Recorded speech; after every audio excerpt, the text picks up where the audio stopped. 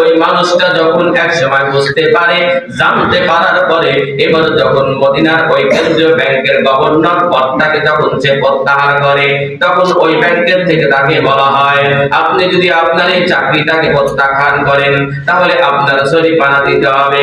মানুষটা জরিমানা দেওয়ার জন্য রাজি হয়ে যায়।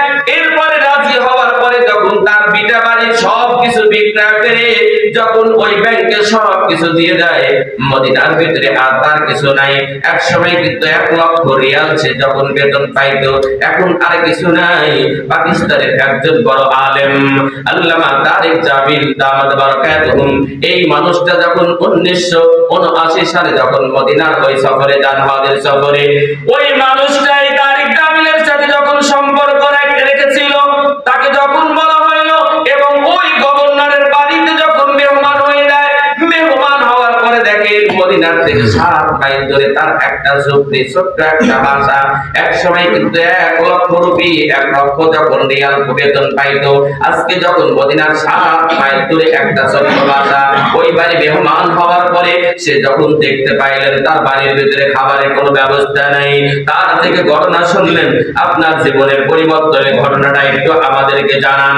এবার বলতেছে, শুনুন, আমি যখন আমার বিটা মানে সবকিছু ব্যয় করে আমি ব্যাংকের জরিমানা দিয়ে যখন খালি হাত হয়েছিলাম, এরপরে যখন আমি একটা ছাগল বকরির ব্যবসা শুরু দেই, ছাগল বকরির ব্যবসা যখন আমি করতে যাই, সর্বপ্রথম আমার ব্যবসার থেকে হালাল পন্থা যখন আমি ব্যবসা করি, ওই ব্যবসার থেকে 500 রুপি, 500 রিয়াল যখন আমার লাভ হয়, ওই 500 রিয়াল যখন আমি ঘরের ভিতরে নিয়ে আসি, স্ত্রীর সামনে দেই, ওই 500 রিয়াল স্ত্রী আর আমি যখন লেনদেন করি আর দেখি, দেখার পরে স্ত্রীও কান্না করে আর আমিও কান্না করতেছি।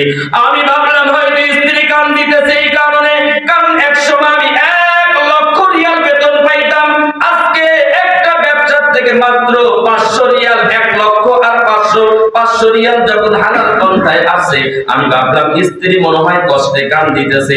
আমি স্ত্রীকে জিজ্ঞাসা করলাম, কি তুমি কোনো কষ্ট অনুভব করতেছো? বলে না। তাহলে কেন কান্না করতেছো? দুইজন বিনিময় করতেছেন, আমার অন্তরের কথা তোমাকে বলি আর তোমার অন্তরের কথা আমাকে বলো। এবার বলতেছে, শুনুন, 1 লক্ষ রিয়াল যখন বেতন পাইতাম হারামের মাধ্যমে, সেই শান্তি যা কিছু পাইছি তার চাইতে 500 রিয়ালের ভিতরে আল্লাহ পাক আমাদেরকে শান্তি বাড়িয়ে দিয়েছে।